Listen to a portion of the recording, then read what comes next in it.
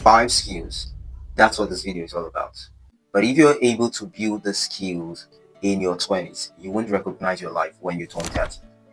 So watch till the end, because the 5th skill is what determines if the first 4 even last.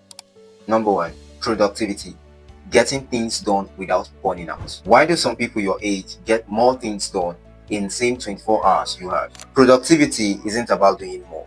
It's about doing what matters most, whether it feels right or not. Nehemiah built the walls of Jerusalem in 52 days while still holding a full-time job as the cupbearer and the governor of that time. And he wasn't looking at the situations around him. He wasn't trying to say, oh, we have some people that is against us, or maybe if the people around will begin to fight.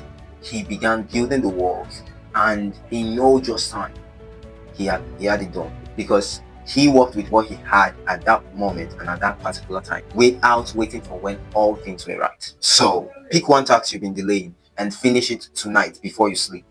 Not perfectly, but just done. Not perfectly, but just done.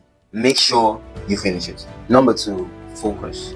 Protecting your attention in a distracted world. So now tell me, how many things have pulled away your attention from this video since it started?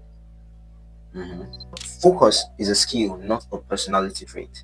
It is built by practice, and it is always under attack by the phone in your hand, friends around you, and even other relatives and other things. It is your job to always stay focused on anything you want to do, because once you're not focused, you won't be able to attain certain heights within a limited time. Jesus was focused on the reason why he came and did not allow any other thing distract him. He did not allow any other thing, not from the Pharisees, not from the crowd, not from anybody, not even from his mother, distract him from the reason why he came. So one thing I want you to do is to pick one distraction draining your focus this week and remove it completely. Not reduce it, remove it completely. So if it's your social media, to be better, you do what? Just delete it and be focused on a particular thing, and make sure you complete it before you shift focus. If it's whatever, just remove it completely. Remove it. Number 3, discipline. Doing what's right when nobody's watching. Let me ask you this question. What do you do when there's no accountability partner, no church, and nobody watching your actions to be able to question you when you do some certain things? What would your behavior look like? You see, discipline is choosing obedience even in private, so that your public life does not collapse under pressure. You see Joseph as an example. He restricted Potiphar's wife even when there was no one there as a witness, and nobody is going to punish him if he'd say yes. But he refused and ran away because his character was not for show. It was authentic. So the question is your character authentic? Or when the lights are off, would you begin to do things that people don't think you can do? So now I want you to choose a private habit, whether it's a prayer time, a screen time, a study time, or honesty in little things, and start it up this week and be strict about it. Start it up this week and be strict about it. Number 4, walking with God. Partnering, not just praying. You see, this is one of the problems I find with most young Christians. We've not really learned how to walk with God. What if some of your prayers haven't been answered because God wants you to move first? He has already taken a step and I've told you to come, but you've not made a step. You're still praying and asking him for more instructions. You see, walking with God means obeying the instructions he's giving to you, not just asking for more instructions. We could see the life of Joshua when God told the Israelites to walk round the walls of Jericho 7 times. 7 times. And so God had already declared the walls of Jericho would fall before he told Joshua to even walk around the walls. So when Joshua and the children of Israel obeyed and walked around that wall, the wall fell, not only by prayer, but because they obeyed what God has told them to do. What if you don't need more prayers? What you need is just obedience and alignment to the will of God. And that is a very essential skill to learn even in your 20s, because it's going to help you throughout your lifetime. And so I want you to identify that one thing God has already told you to do that you haven't done yet. and begin to do it this week. Begin to do it this week. Now to number 5. This is the most important, because you might be someone who understands productivity, understands how to be focused, and understands how to be disciplined. But if you miss number 5, this fifth skill, it's going to shatter everything. Yes, for sure.